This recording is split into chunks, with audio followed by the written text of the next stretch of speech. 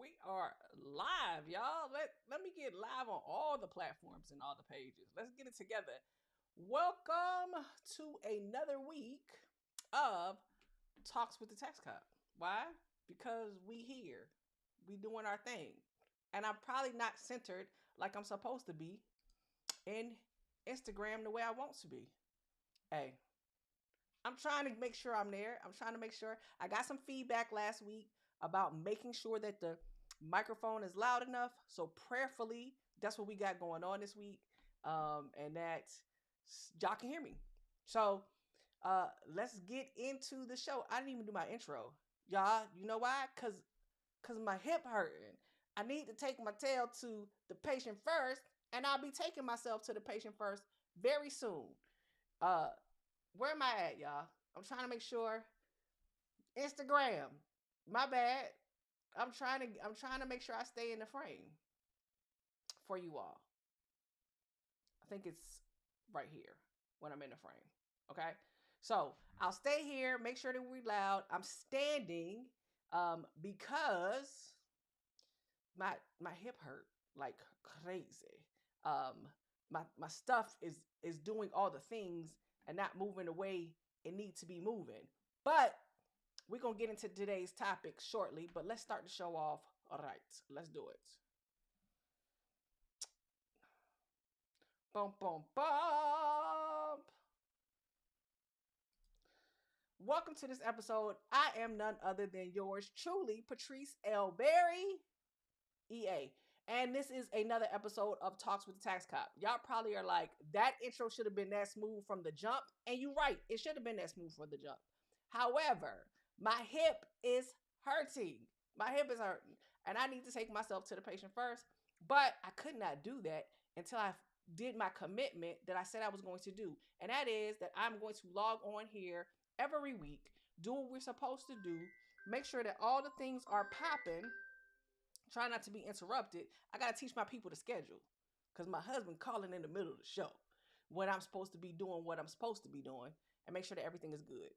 I can't wait till he get back so that he can take me to patient first to make sure that I end up where I'm supposed to end up at. All right, so that we are not rambling.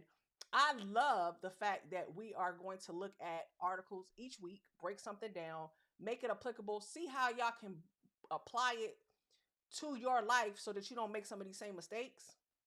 Plus, I'm nosy. I love a great criminal investigation audit and how it hit the news.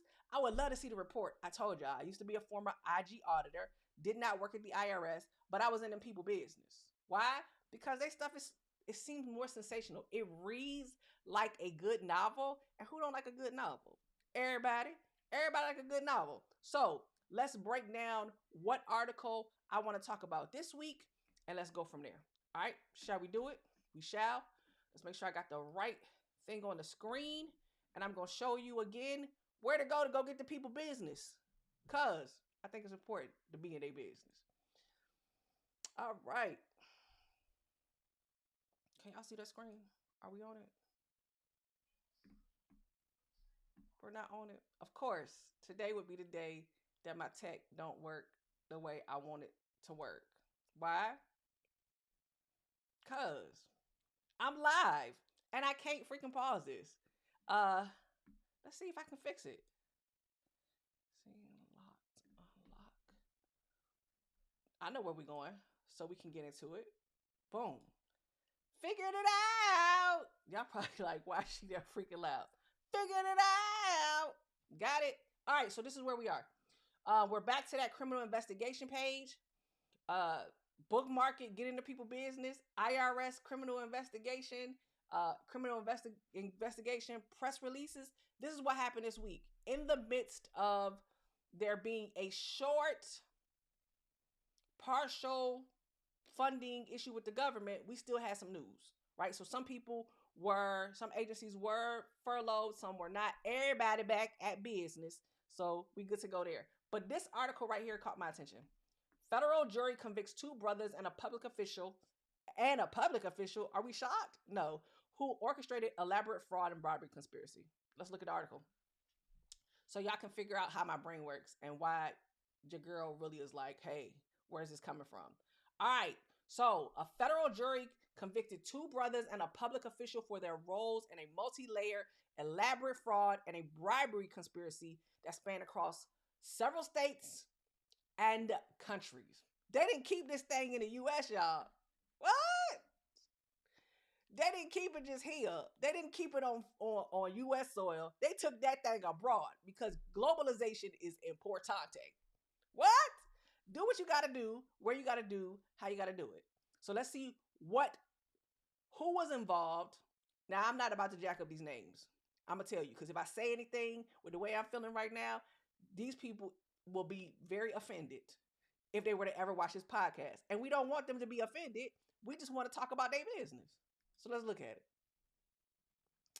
After more than a 2-week trial in front of the U.S. District Judge Donald C. Nugent, we got these brothers that were in Ohio that were found guilty of conspiracy to commit bribery concerning programs receiving federal funds, conspiracy to commit honest services, wire fraud, and a Hobbs Act conspiracy. So conspiracy on top of conspiracy on top of conspiracy. These brothers were also found guilty of conspiracy to commit wire fraud, multiple counts of actual wire fraud, money laundering, several counts of money laundering, theft of government funds, and aiding and assisting in the preparation of a false return. Just one, not several. Probably theirs to get it, make sure they did it. I'm going to commend them right here. Why? Because even though the return was false, at least they filed the tax return. Y'all probably like, Patrice, that's too much. To each his own. At least they tried to keep the scheme legit as close as possible. But let's see what happened. According to court documents and evidence from June 2020 through August 2023, what's crucial about that time? Pandemic. The pandemic was hot and popping. We was in the house, right? These brothers used several deceptive strategies to both obtain money and property from victims. Their schemes included fraud, getting a fraudulent SBA COVID emergency loan. That's that EIDL, not the PPP loan, but the other loans where you had to say that you had a business need and explain why you needed it and prove that you had business operations, etc. Cryptocurrency mining investments, and commercial and residential real estate transactions. So they was in all of it, right? They were able to acquire jewelry, luxury timepieces, vehicles, as well as firearms. I'm sure there was like all kinds of agencies over at DHS in this joint, right? They got luxury vehicles like a Rolls Royce, a Lamborghini, a Porsche, Mercedes, Range Rover. And I won't lie to you, that excessive type of vehicle and acquiring real estate and stuff like that was big from those PPP and EIDL loans. If you recall, there were a lot of cases where people just went balls to the walls, right? And just went absolutely crazy because they put the application in at the bank. The bank approved the application. The money got direct deposited into the account that they selected for the money to be deposited to. And even when you got those loans, and the reason why I know is because I actually have an EIDL loan, you still had to file paperwork because that was federal funds, right? You had to sign paperwork that said that you were not going to be doing any fraudulent activity. But if you were doing real estate and things of that nature, you were going to get permission. Checks and balances with the way the money moved at that time weren't 100% there. However, even during this time frame, this is when I actually ended up on the internet to be like, yo, because I saw people doing crazy stuff and what people were saying. And that's probably when I did one of my first lives on Instagram as a tax professional, as an accountant, saying, hey, this money ain't free. And be careful and make sure you know what you're doing and who's helping you to do what. Because there will come a time when Audits will be done, and they gonna find out who you are, and the money gonna return back to the people. This was a low hanging fruit operation because what? You gave up your information, you filled out the paperwork, you said you was gonna follow the rules. Yes, you got the money from the bank. Yes, you signed for this stuff, but it's not like they couldn't find out where you were and come knock on your door and figure out because you were leaving a huge money trail to be followed. You get not even breadcrumbs. Y'all was dropping pizzas, dropping whole cakes, dropping whole pies. Like this not crumbs. All the evidence was there for you to be able to be followed and do stuff that you're not supposed to be doing. All right? So, this is one of the other things that happened during that time frame. People looked at it like it was, a free for all because money was being thrown into the economy. And I have to commend, because this happened under President Trump regime number one, they rose to the occasion in a very quick way to make sure when they shut people down because of the pandemic that money could end up in people's hands because they couldn't go out to work, but they wanted to make sure that they were getting their people the stuff. So putting up their programs, PPP, EIDL, making sure that you could take care of your people for healthcare. Those were great incentives at the time, and they used the systems that they could get the money out to. So execution to do it quickly and to find a way to get it done quickly, I'm going to say is one of the fastest ways that I've ever seen, and that was after working in the federal government for 20 some years, right? But as an auditor, as a former auditor, in the back of my mind, I was like, oh, you're going to snatch people up because the intent for fraud to happen was lying in front of people's stuff. People were creating fake documents. They were using social security numbers. They were creating fake invoices. They were creating fake support. And all you need is an opportunity, right? Intent, and fraud can be birthed. That was a fraud pie. That, honest to goodness, was a fraud pie waiting to happen and did happen. All right, so let's go back to the article.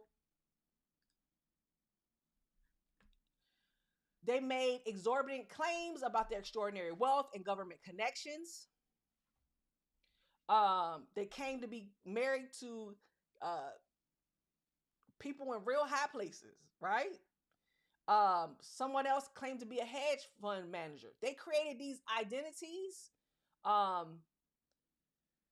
so that people could trust them. Credibility. Now this is a whole nother lesson, right? So we went the extra mile to make sure that we were legit, to make sure that you could see that we were in the place and built credibility fast through learning on YouTube and then turning around and creating personalities and making sure that we said the right terminology, or at least sounded like we were saying the right terminology to present ourselves as being in the know or being connected to somebody in the know. Why? Because most people don't do their due diligence. Most people don't do their research. Most people don't dig behind the scenes and figure out if it's true. And in this age of AI, it's going to be interesting to see how this falls out even more because of circumstances like this, where you can clone people's voices, you can clone people's faces. It's going to be interesting, but what's going to stand above any test is that you, as a tax professional, or not professional, as me as a tax professional, you as an individual need to do your due diligence and make sure you know who you're dealing with. Because everybody who say they are XYZ, I'm not going to pick on no profession, aren't. Because some people are doing stuff just to get the money and not trying to do a good job. Okay? Hopefully that makes sense.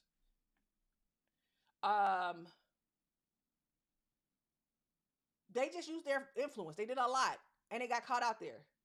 Their sentencing is on May 5th. They face a maximum of up to 20 years in prison for each offense of the serious ones, each of the offenses, right? So it's gonna be interesting to see if they got to pay restitution on this.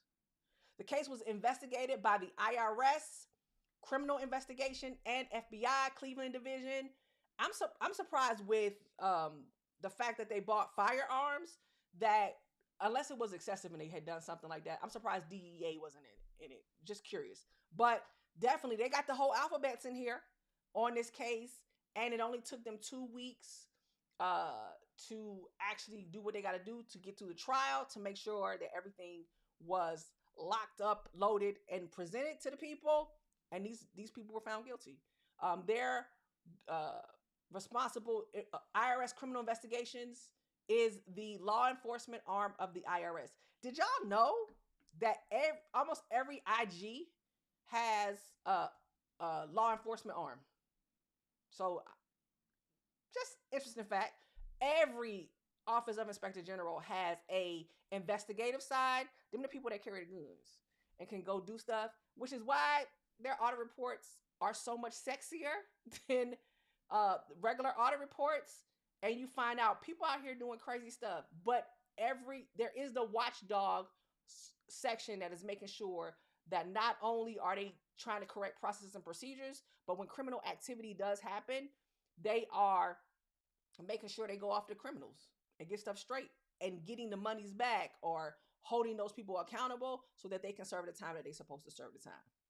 All right. So I want to sit down so bad, y'all. But every time I bend to do anything, my hips say, baby girl, bring that thing right on back up because you know you in pain. So, like I said, we're going to do today's podcast and then your girl going to take her butt to the patient first. All right, now let's break it down. Let's talk about audits. Why? Because I think this topic it's really in my balancing the beat section because I need y'all to be aware of how audits really work and how they don't work because we have them confused. All right. Now we talked about last week why y'all need to be doing what y'all need to be doing, but let's look at this. Let's look and see what an audit is, what an audit is not, and how you can get yourself into a situation where you need to be paying attention so you don't. So if you ever have an audit, you know what to do, and you know that they're not just picking on you just to be picking on you. An IRS audit is a review or an examination of an organization or an individual's books, accounts, and financial records to ensure information reported on their tax return is reported correctly according to the tax laws and to verify the reported amount is correct. Okay, so essentially they doing quality assurance on your tax return to make sure what you put is true, and they checking the numbers and making sure they like Santa, they checking the list and checking it twice and making sure everything that's on there is correct.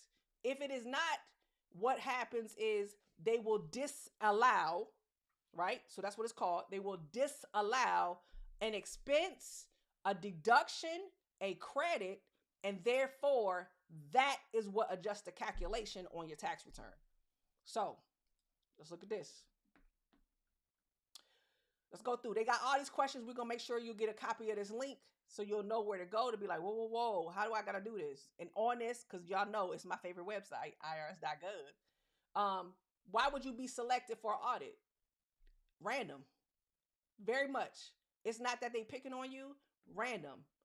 And computer screening. So if something now, and I'm saying this for a reason. Why? Because the IRS has introduced a lot more AI into their processes, and y'all want to be aware of certain things they're going to trigger.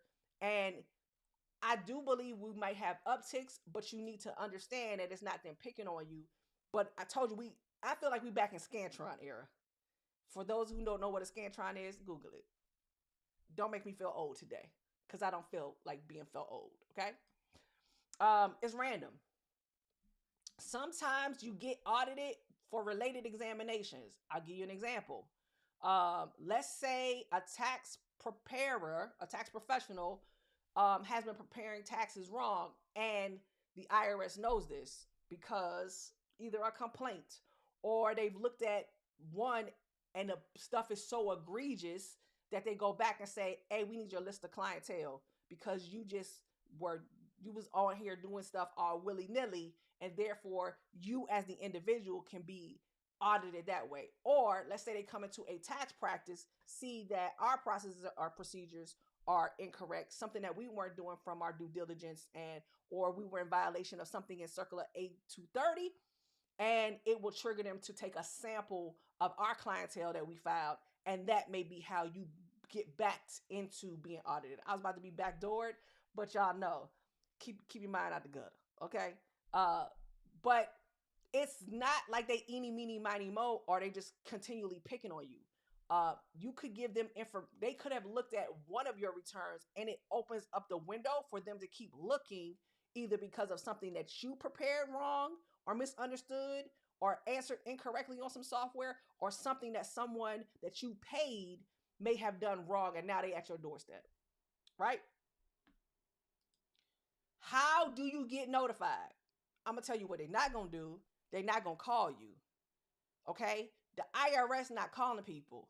So if they're asking for payments, if they're asking for anything like that, understand the IRS not picking up the telephone and calling you. If you hear the IRS calling you or something like that, baby, that's a scam. They're not gonna do it. They're gonna send you a notice. They're gonna send you, when you're selected for audit, you'll be notified by mail, not by a telephone. Y'all see that? I'm gonna let it freeze there because I need y'all to understand that IRS is doing what? They not calling you. You're gonna get a CP 75. Sometimes, and we kind of talked about this in a weekly thing about you may get a notice where they've corrected a math error. That is a form of audit, but not a full blown where they got to see all your receipts and everything audit. They may ask for some supporting documentation to prove that something was calculated correct. Especially that happens in under reporting. They'll be like, hey, you left this off. Did you capture this in your return? Was it reported? Can you give us the documentation so we can recalculate it? Because we think you either we think you underpaid tax, and we want to make sure that we are all looking at the same thing the right way. So you'll get notices that will explain this. How are they going to conduct the audits? They're going to either do it by mail or they're going to do it in person. Now, if they do it by mail, I need you to pay attention to what they ask you.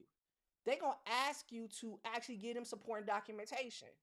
There'll be a checklist on here, and they'll tell you, give us this, this, this, and this. They'll tell you what section of the tax return they got a question on. They'll tell you this is what the law says, and then they'll ask you to provide them with documentation so it gets there. Okay? Give these people the documentation they asked for. And or find you a professional to help you if you like, wait a minute. I was using the software. The software was wrong. I was using the this, the that, and the other. The one thing is if you're self-preparing now, right, and you are using anybody's software and you're doing a return yourself, they do have a segment on there that helps with audits. And I would, as an insurance, I would encourage you to go ahead, and if you're doing it by yourself, get that. I know when we prepare returns, that is already built into our price. That, hey, audit protection, you get it, you send us the notice, we'll take care of it, we'll make sure that we do the correspondence associated with it. If something is missing, we're going to have that conversation with you and explain to you, hey, the IRS is right. You didn't give it to us, therefore we didn't incorporate it, and this is the next steps. So you don't have to go through all of that alone. And some of these software companies have these agreements where, hey, well, if you get audited, we'll take care of that portion for you and work you through it. I would encourage you to sign up for it. All right. If they conduct the audit, they go by mail, they're going to ask for additional documentation because they want the support for the income, the expenses, itemized deductions, credits. If you have too many things, they may ask for an in-person meeting. Okay? And you'll do the correspondence and you get into them. What do you need to provide? The IRS accepts electronic records. They actually have a document upload tool that actually does work because I've used it for a couple of my clients, and I'm like, whoo, this is good. Because back in the day, that I made that too big for y'all. Back in the day, now I don't know how to make it unbig. Let me come back here. See if it come back. back in the day, I would have to fax it and hope the fax got there, and sometimes the fax would get there and it wouldn't. Right? Um, I've actually had clients that have had were requested to do an in-person uh, audit, but because we had the documentation, and I like to do a letter and prep it and make sure we get everything ahead of time, so that if we got to talk in person, or if we had to meet over, if we got to meet virtually, or if we got to talk on the phone, that we were all looking at the same documentation. In most cases, because we have done our due diligence ahead of time, the support gets us through, um, and we don't have to do it in person. Even though we were requested to be in person, a lot of times, because I could put the packet together, I would put the packet together, and the auditor that I'm working, the examiner that I'm working with, revenue officer I'm working with, we end up on the phone, because I have done the packet in a manner where it's cross-referenced, everything is there, this, that, and the other, and they necessarily don't have to see us in person. That has been my experience. I've been blessed in that sense. Not saying that I will never have to do an in-person audit with one of my clients, but um, to date, I'm just saying, to date, I've not had to. Our correspondence has been enough to actually help us resolve the situation. Now, I'm not going to tell you I've not talked to the IRS professional. I have. I've gotten on the phone with them several times and been like, okay, let's work this out. What you looking at? What am I looking at? How we doing this? I've had to do that, but not necessarily have I had to actually drive hours to go sit in somebody's office to go line by line over some documentation on a return that I prepared, or that a return that was prepared by someone else that I'm representing for my client for them to resolve. All right, let's see if I made this go away. I did not. Where's my mouse? How to zoom in? Can I zoom out? I can't zoom out, y'all. This is what happened when your girl thinks she know what she doing and she did it over here. Go out. Make it not big. Boom. Ah. Sometimes I know how to use the mouse and sometimes I don't. What if you need more time to respond? Ask for it. Ask for it. The one thing you do not need to do is sit there and be silent. Do not sit there and don't say nothing. Don't let that sit in the drawer. Don't think they're not going to ask you, because you're going to continue to get different letters and it'll escalate. Why escalate it when we can get in front of it? If you already stay ready, you ain't got to get ready. Period, point blank. Okay? For in-person audits, contact the auditor, the revenue officer, whomever, to see if you can get an extension. But the one thing you're going to have to do is you're going to have to communicate. You cannot go silent. That's a no-no. What happens if you don't respond? They're going to make a decision. Period, point blank. It's very important that they hear from you by the date shown on the letter. If you don't respond, they'll complete the audit and send you the report. And more than likely, they're going to send you a bill. What? And you can hear that they're going to send you a bill. And you may not be happy about that bill, but they're going to send it to you. When you had an opportunity to work it out and say, nah, this is not this, and learn something in the process. How far back? Now, this is the real thing. How far back can they go? How low can you go? How low can Patrice can't go very low at all, right? Generally, the IRS can include returns within the last 3 years in an audit. However, so y'all can see my face. However, if they identify a substantial error, they may keep going back, because you gave them the ammunition to keep going back. They usually don't go back more than 6 years. Why? I'm going to keep that to myself. But it's a reason why they don't go back more than 6 years, right? IRS tries their best to audit tax returns with as soon as possible after they are filed. Now, I don't know what after you filed means to y'all, because normally I would say within 18 to, I'm going to say 6 to 18 months, I'll see an audit come through, right? Yeah, we'll leave that there. About 6 to 18 months after the filing season has stopped, I might see an audit come through or documentation come through on that, right? It may go, it may happen faster right now with technology. AI, they may start to happen way quicker, but I can tell you in the past, that's been my experience that I've seen, like about 6 to 18 months after we filed it. But a lot of this too is you got to remember there was some backlog from the pandemic, and then when stuff shuts down, that kind of slows. Like if they have a furlough, like the one they have for 45 days, that slows down time frames and processes for stuff to get off people's desk. Most audits will be of returns filed within the last 2 years. Some of y'all are sitting somewhere and being like, whoo, when you say 2 years, what are we talking about? That's 2020. So that's 24 and 25, or is that 23 and 24? Did I file my stuff? Now remember, just because the filing period is gone, like the busy season for those years is closed, doesn't mean that you won't be held accountable. So if we are in 2026 filing a 2023 return because you didn't file it on time back then, yeah, that don't mean they can only audit 24 and 25. They're going to audit whatever makes them that fit in their thing. All right? Hopefully that makes sense. How long does an audit take? Famous word. It depends. Depends on complexity. It depends on availability of information. It depends on how many times you got to go back and forth. That's what it depends on. If you get people what they want, you can close it quick, cool. And depends on if you got to, let's say they make a decision, you don't like it, and you take it up through the appeals process. It depends on that as well. What are your rights? You have a right to professional and courteous treatment by the IRS employees. You got a right to privacy and confidentiality about tax matters. Who that sound like? That's suing the IRS because their confidentiality was blown. All right? You have a right to know why the IRS is asking for information, how the IRS will use it, and what will happen if the requested information is not provided. You have a right to representation.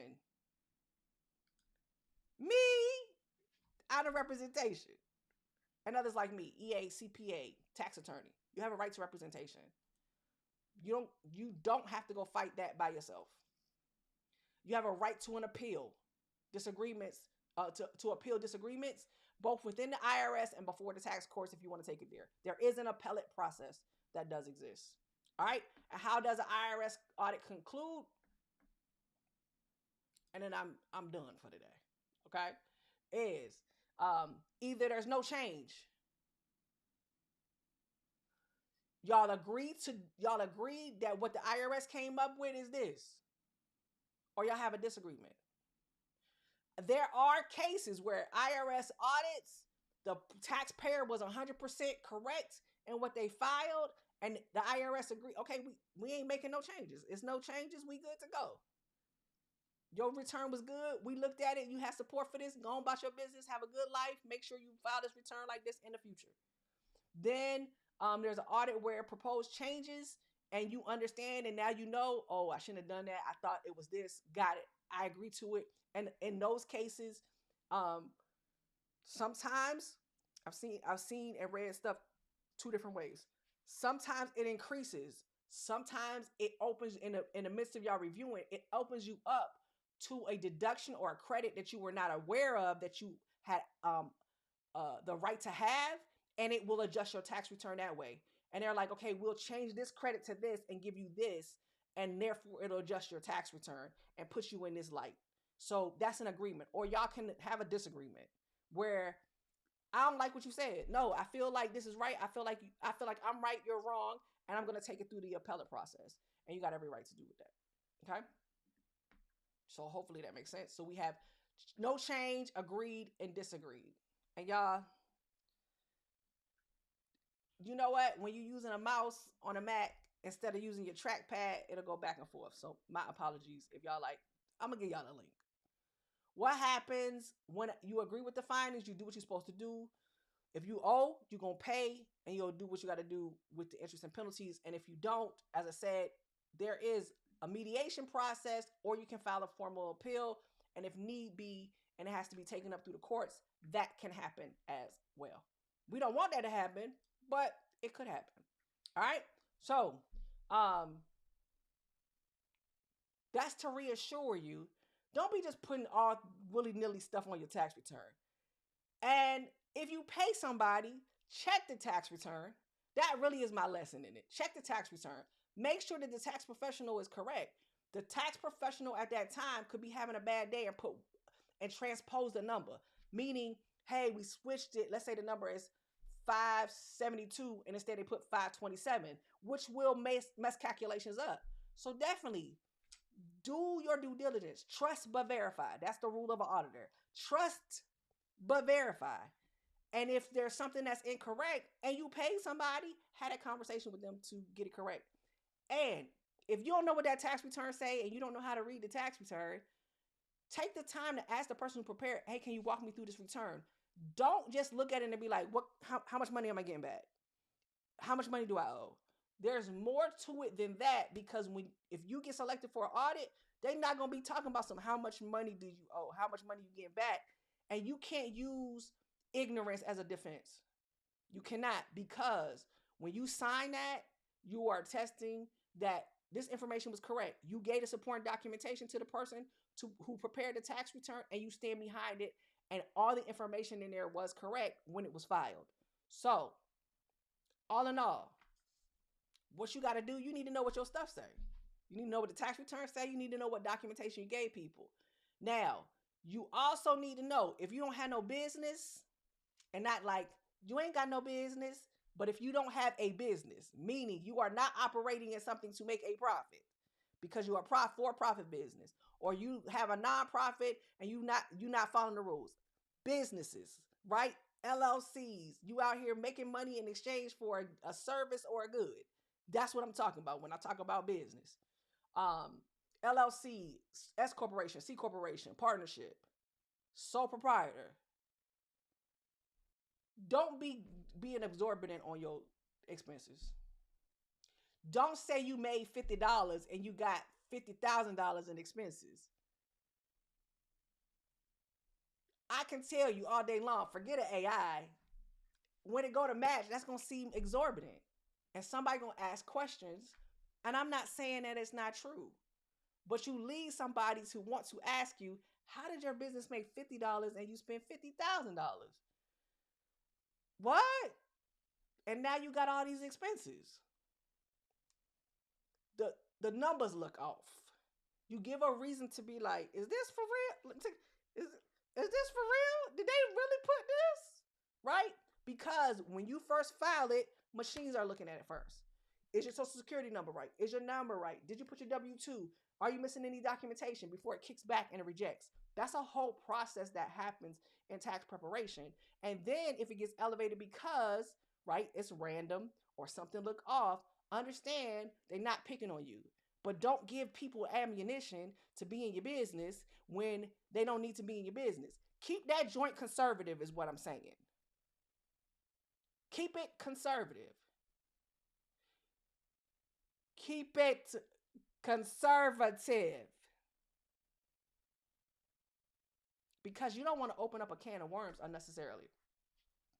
And if you have the conversation with the person that you are having your returns prepared by, that puts you in a realm to actually understand and make them corrections before those corrections get filed, and therefore an audit is up on your doorstep. Why? Because I'm not going to lie to you.